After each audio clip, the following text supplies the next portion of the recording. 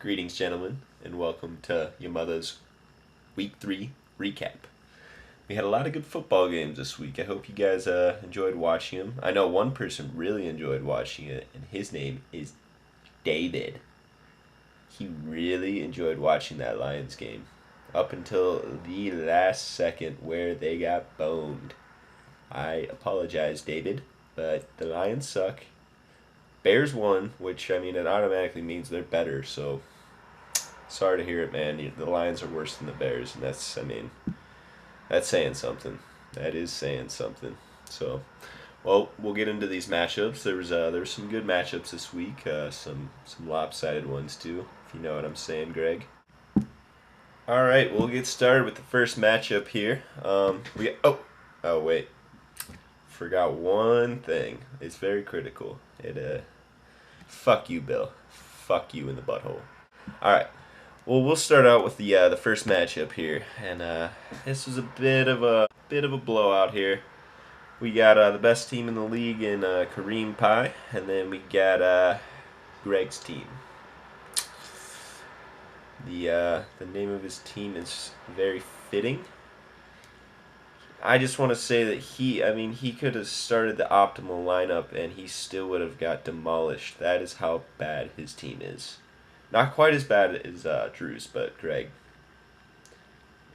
you're not going to make the playoffs this year. I'm sorry, man. This is a garbage. You're starting Shane Vereen and Mohamed Sanu. Mohamed Sanu actually had a decent game, but still, what the fuck are you doing?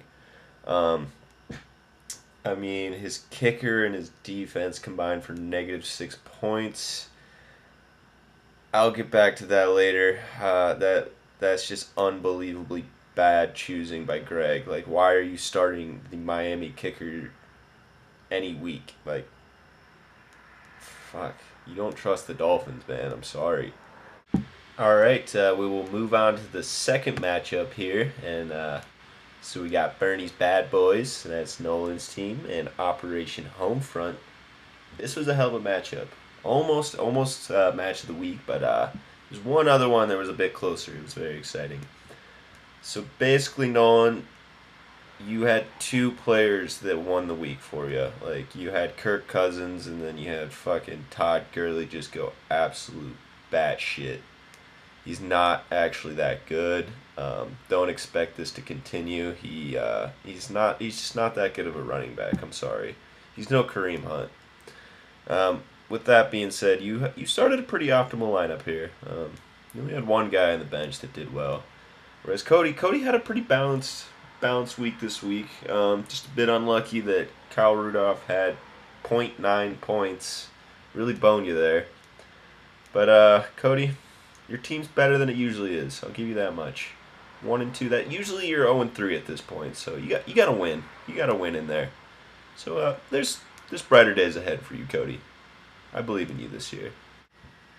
All right, let's move on to the third matchup. Oh, wait. What's that noise? What's that noise? Is that what I think it is? Only this time it is not a drill, boys. Kenny Britt was on fire this week. He hauled in 3 catches for 54 yards. And not 0, but 1 touchdown. Guys, you need to get him on your team as soon as possible. Start sending in the trades to Drew. This dude is on fire. Alright, so I will continue with the next matchup here. Who do we got, ja? Hold on a second. I am having a little trouble getting to it.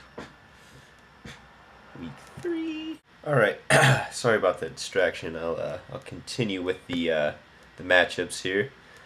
So now we got a little team I like to call RB Wasteland, and I wouldn't really call it that. You got some good running backs, but man, Liam, I'm impressed by what you've been able to do after DJ went down. Just a solid week this week. You played KJ, so it was kind of a waste of a good week. KJ sucks. KJ sucks. KJ sucks. Let's see some of these start decisions. Fucking Mike Gillisley, 31 yards. Eric Ebron, 1.9. Dude, what are you doing starting the Bucks defense against Minnesota? Minnesota is just a powerhouse of an offense, man. fucking Case Keenum. What I mean, dude, the dude is an MVP. Like, I don't know what you're thinking there. Or I mean, Liam, you're just solid all around here. Didn't leave any points in the bench. Just solid week. With that being said, you can't sustain this level of success for very long. You got Aaron Rodgers. You'll be fine though. KJ, I mean, it's no surprise here. Just 86 points. That's pretty above average for you. So I'll give you that much. All right, let's move on to our fourth matchup. This is one of the more interesting ones. A little unorthodox, but Billy and Patrick decided to match up benches against each other, which I didn't know was allowed, but apparently they did it. It's a very close matchup. Patrick, T.Y. Hilton on your bench. I don't know why the fuck. He was like a fourth round pick. Scored 25 points. Like, I mean, you just got to see that coming. I mean, he's got fucking Brissett as his quarterback. Like, that dude's a stud. Winston had actually a shit game, but I mean, turned out to be an okay fantasy game. Parker had the mother of all garbage touchdowns. Billy, not sure why you sat Stefon Diggs, but he's good. He's good at football, so you should start him. Chris Thompson is I don't think he can sustain these fucking 80-yard touchdowns every week, but probably should get him up in your starting lineup there. I'm not even gonna show your actual teams because apparently all you guys care about is your bench. That's all we heard in the group text this week. So yeah, fuck you guys. All right, and we'll move on to the fifth and the final match of the week, and this was the game of the week. It was a nail biter all the way up until the end. Drew, all you needed was about 3 points. Just a little over 3 points from J.J. Nelson, but you got a whole whopping 0. 0 targets, 0 receptions, buddy. I'm sorry, man, but I mean, your team didn't deserve to win anyway. If fucking Tom Brady scored 45 points and you couldn't even win. You had Nelson scored 0 points. Macklin, 1.3. Tucker, 1. Tucker, that's kind of surprising. He's a really good kicker. He had 1 point. Broncos D, also good, only had 4 points. I mean, so David, you got a pretty solid team here. Dalvin Cook is turning out to be a stud. And then Michael Thomas, go Bucks. He's a monster as always. I'd advise you to trade him to me. It would only make my team better.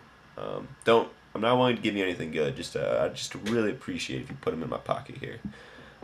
Yeah, you got some good bench players too. You got Chris Hogan, who's turning out to be pretty good. But yeah, good matchup.